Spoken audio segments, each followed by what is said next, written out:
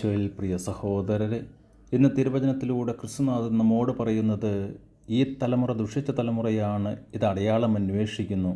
എന്നാൽ യോനായുടെ അടയാളമല്ലാതെ മറ്റൊരു അടയാളവും നൽകപ്പെടുകയില്ല.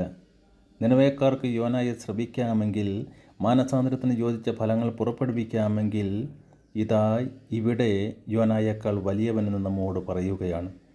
യോനാ പ്രവാചകന് നിനവേക്കാരെ അറിയാവുന്നതുകൊണ്ടും തൻ്റെ ജീവനിൽ കൊതിയുണ്ടായിരുന്നതുകൊണ്ടും കർത്താവിനെ അനുസരിക്കാത്തവനായി മറ്റു വഴിയെ രക്ഷപ്പെടാമെന്ന് ചിന്തിച്ചു.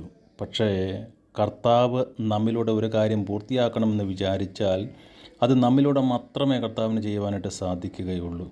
നമ്മുടെ സഹകരണം കർത്താവിന് അത്യാവശ്യവുമാണ്.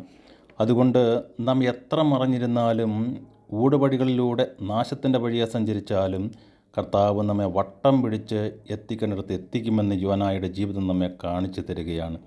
കർത്താവിൻ്റെ ശബ്ദമാകുവാൻ നമ്മെ വിളിക്കുമ്പോൾ കർത്താവ് തന്നെ നമുക്ക് ശബ്ദമായി മാറും എന്ന് നിനവയുടെ മാനസാന്തരത്തിലൂടെ നാം കാണുകയാണ്.